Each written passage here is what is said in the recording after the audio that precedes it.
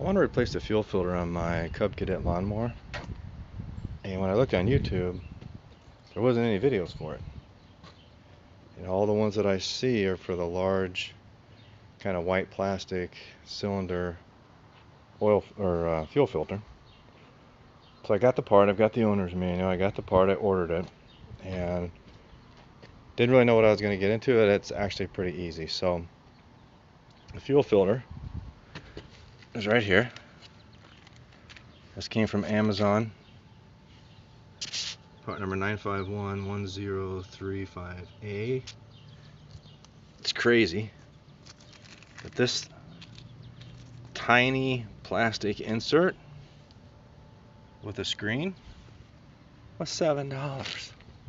But fuel tank, I've got it empty, so I needed to get the fuel out anyway. I'm gonna do some other stuff to it, change the oil, change the air filter, change the spark plug. It's a fuel tank, and then right here is where the fuel filter goes. So I'm gonna go ahead and pop this off and pull the old one out. It's apparently gonna be pretty easy. So I just took the C-clamp or the clamp off. Now, if I don't break it, this should just wiggle right off.